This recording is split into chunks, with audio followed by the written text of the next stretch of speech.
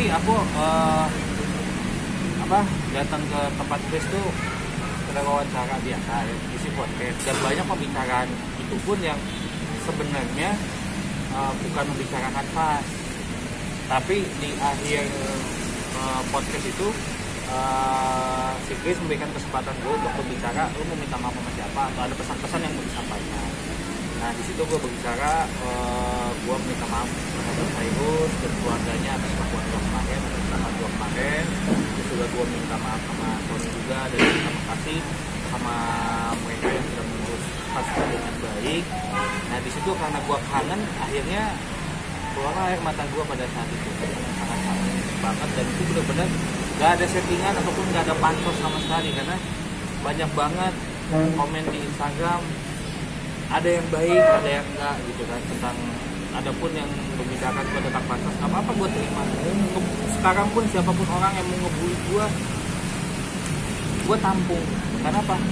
Mereka pantas ngebully gue karena gue udah mengeluarkan statement yang jadi bahan bulian mereka, dan statement itu salah sehingga gue bisa masuk dan menjalani hukuman gue kemarin.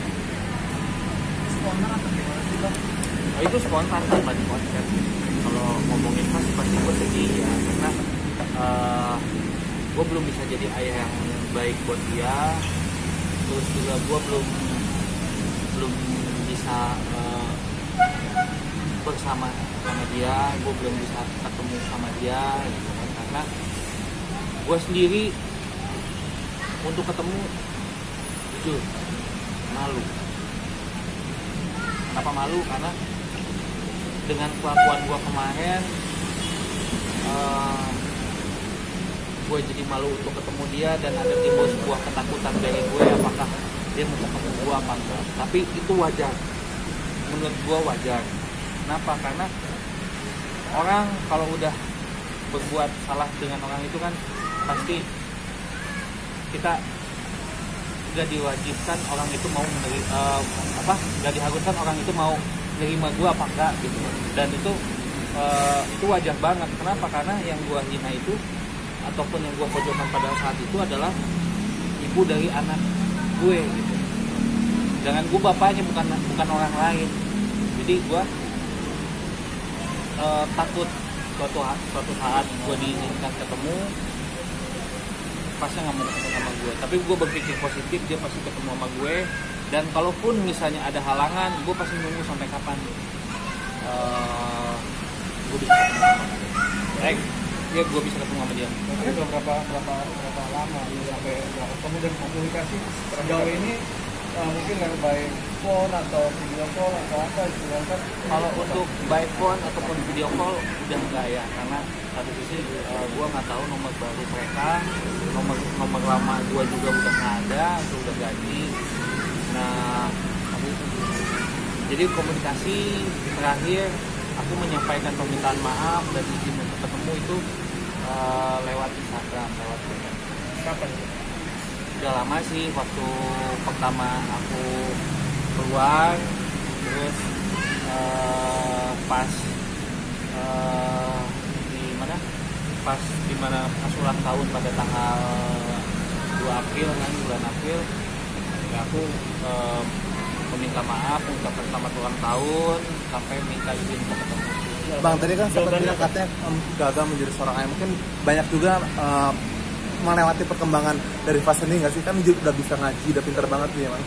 Pasti, karena gini, perkembangan anak itu kan pada umur 3 tahun sampai 10 tahun menurut saya ya. Karena pada saat itulah anak masih lingkungannya masih di rumah.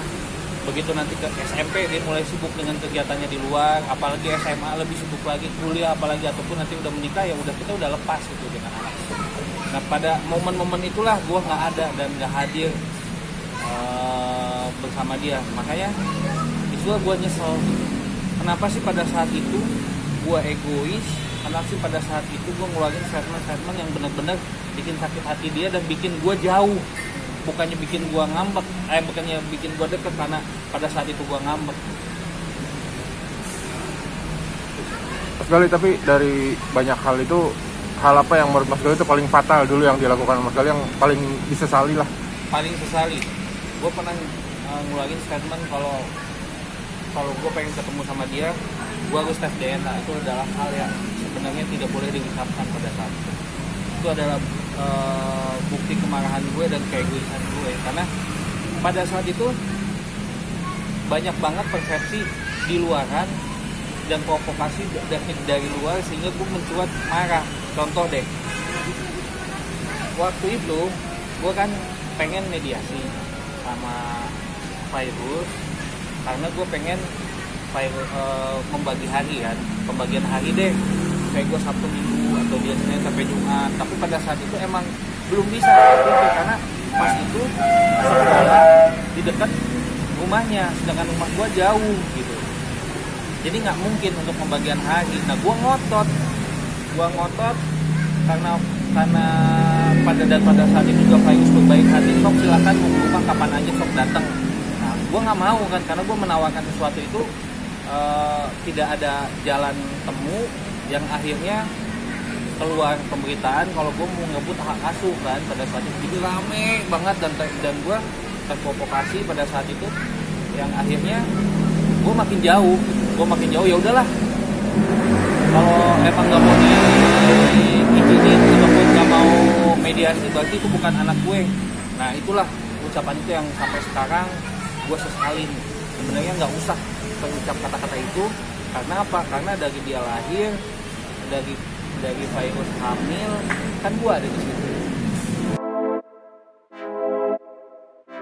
Turn up, let's go.